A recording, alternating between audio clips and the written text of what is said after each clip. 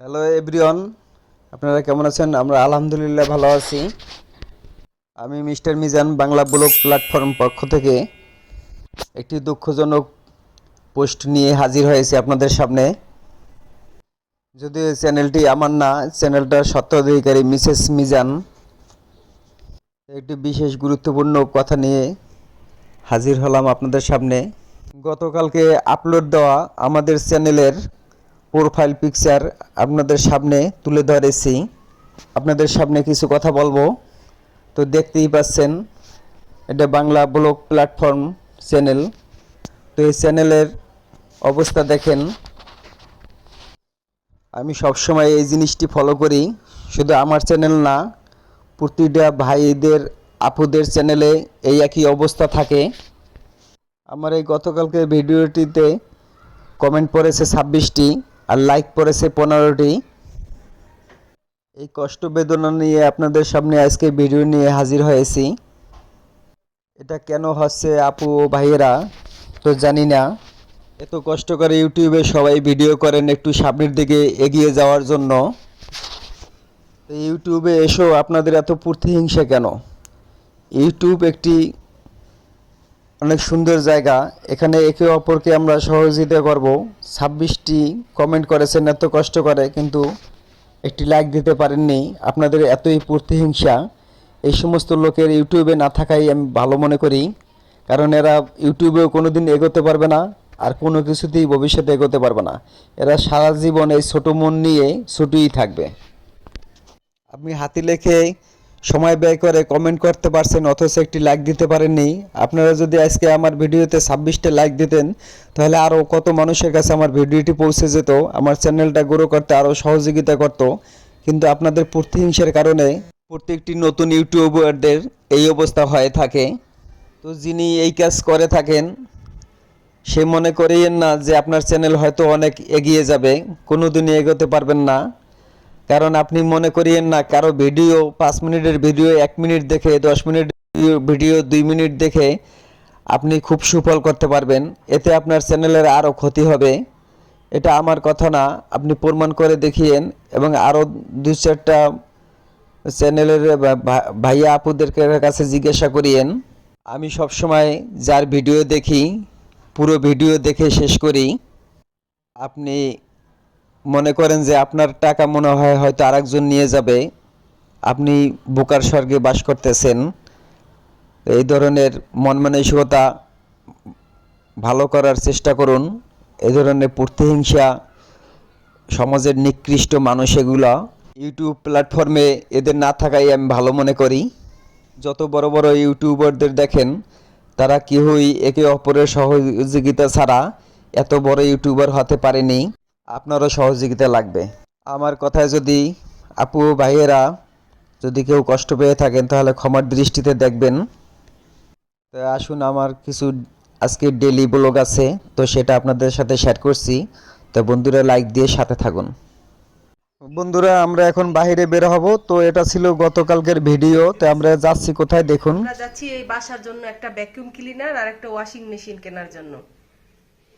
ওই যে আগে যেটা দেখে রাখছিল সেটা? হ্যাঁ, ওই যে আগে যেটা দেখছি ওইটাই। আমরা আজকে চেষ্টা করব আজকে ওটা কিনে নিয়ে আসার জন্য, কারণ আরো আগে কেনা উচিত ছিল আমাদের। তাই আমরা বিভিন্ন ব্যস্ততার কারণে এবং বিভিন্ন সমস্যার কারণে ওটা এখন আমরা আনিনি। তো আগেও দেখেছি, সিলেক্ট করে রেখেছি। বেশি একটা ঘোরাঘুরি করতে হবে না, শুধু যাব, যদি কিছু টাকা দাম কমিয়ে আনতে পারি তাহলে আনবো, নাহলে নিয়ে আসবো। আর যদি স্টকে না থাকে তাহলে যদি একদিন ডেলিভারি দেয় তাহলে সমস্যা নেই। তো আজকে আমরা ফাইনালি যাচ্ছি। এই বাবা, কোথায় যাচ্ছ? ভ্যাকুয়াম ক্লিনার কিনতে। ভ্যাকুয়াম ক্লিনার কিনতে? আর কি? আর কিছু না। একটা ওয়াশিং মেশিন। Washing machine. তোমার ভাইয়া কোথায়? গ্রামে গেছে। কার সাথে? আমার যে সিগারের সাথে। খালার সাথে? হ্যাঁ। তুমি এবার যাবো নাকি? হ্যাঁ, কোরবানির সময়। তো চলো বেরোই। চলো। তালা চাবি নিছো? এই যে। একটু জ্বালাই রাখবো লাইট মিঠুর জন্য। এই মিঠু কি যাবে? এই মিঠু মার্কেটে যাবে? মিঠু,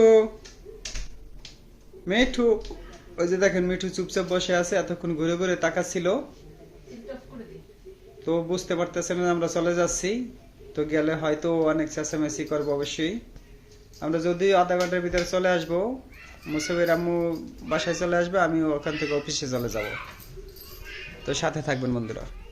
তো বন্ধুরা চলে আসলাম আমরা ইলেকট্রনিক্সের দোকানে। তো আমরা এই ওয়াশিং মেশিন ওয়ারপুলের এইটা পছন্দ করে রেখেছিলাম। তো এটা 84,000 টাকা দাম ছিল, তো ডিসকাউন্ট করে 76,900 টাকা করেছে। আর একটি হেটেসি ভ্যাকুয়াম ক্লিনার 12,500 টাকায় দেখেছি, ওটা ওভাবেই দাম, ওটা কমাবে না। ক্রেডিট কার্ড হোক আর ক্যাশ হোক একই দাম নেবে।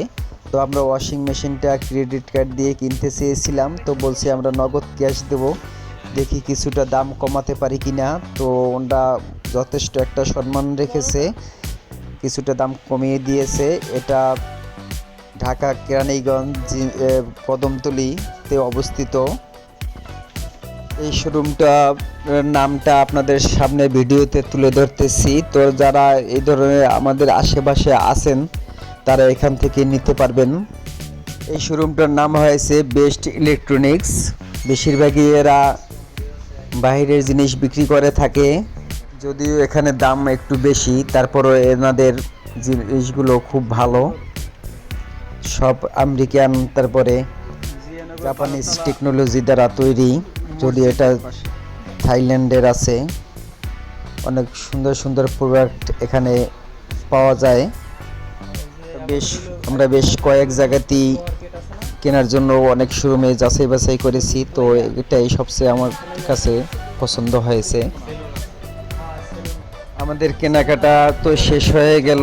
তো আমাদেরকে আগামী পরশুদিন আমাদেরকে ফোন দিয়ে এটা ডেলিভারি দিবে বলেছে। তো স্টকে ছিল, আমরা ডিসপ্লের মাল নেব না, আমাদের ইনটেক বক্স এনে দিতে বলেছি, কারণ ডিসপ্লের মালগুলো অনেকেই দেখা গেছে হ্যান্ডেল করে বা অনেকেই বিভিন্ন ধরনের খোলামেলা করে দেখে, তো ওটা সাধারণত একটু টেম্পারলেস হয়ে যেতে পারে, সেজন্য আমরা ইনটেক বক্স এনে দিতে বলেছি। তো ওরা বলেছে দিবে। তো এই ছিল আজকের ব্লগ। সবাই ভালো থাকবেন, সুস্থ থাকেন, আল্লাহ হাফেজ।